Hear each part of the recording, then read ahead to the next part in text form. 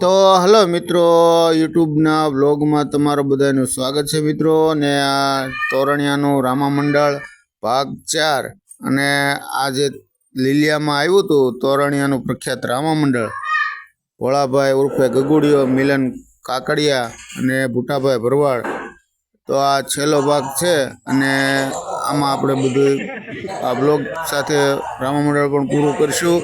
તો આ બ્લોગને છેલ્લે એન્ડમાં પૂરો કરવાનો સમય નહીં રહે, એટલે તો જે કાંઈ છેલ્લે પૂરું થશે ત્યાં આપણો બ્લોગ પૂરો થઈ જશે. તો હાલો, થઈ જાવ તૈયાર.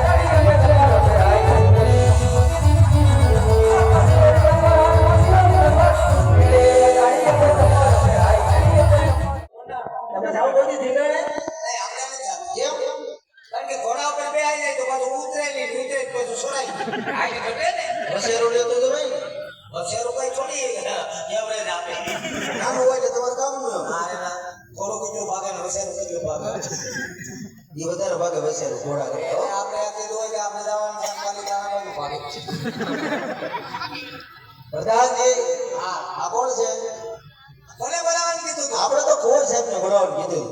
કોર જ છે કપાળ ગાડી વાળો ને બધા મારે જોડું પડે, દીકરી દેવી છે. અમે ક્યાં કીધું? હા, બસ ભાષાવતી સબરમાં ગોપા પડે નો મજા આવે ભાઈ. એમો હલાવવામાં કેમ એનું સેટિંગ બી થઈ જાય. તમારી સેટિંગ આવે યા માતાની ફોની સરકી ઉભી તો કેમ આમ રાખે ઈ સ્ટાઈલ ઉપર ઉભા જો કઈ વાંધો નથી ને બેકમાં. ના ના કાઈ નહીં, હમણાં મોટરસાઇકલ ફટકાડી દીધી. જમણા પગનો અંગૂઠો છે. હા છે. જોઈન પીવાનું એમ ચાર આટા વાટ્યા તમે? એમ તો એક રેપડો બકરી આટા વાટી ગયો. ચાર આટા વાટે ને તેમ ખેતર વાળા હટાડવાનો હોય. આ કોણી નો હાલે? કોણી હાલે. આ છે અંગૂઠો છે ને. આમ તો કોર હોળે હોળ ગળાના છે. થોડો ઘણો વાંધો છે. વાંધો છે એમાં નાકમાં. નાક તો ન્યા જ હોય. નાક તો ન્યા જ હોય. થોડું ઘણું નાક કોર છે લાંબુ છે. કોર સાહેબ ને નાક લાંબુ? હા, 20 વર્ષથી નોકરી કરું. તમે કોઈ હામું જોઈ કોર સાહેબ એમ કે ખાલી ડેલી જ બેઠે રહે? એમ પેલો કોર સાહેબ નાકનો સવાલ છે. લામણા એ થોડું નાક આવે.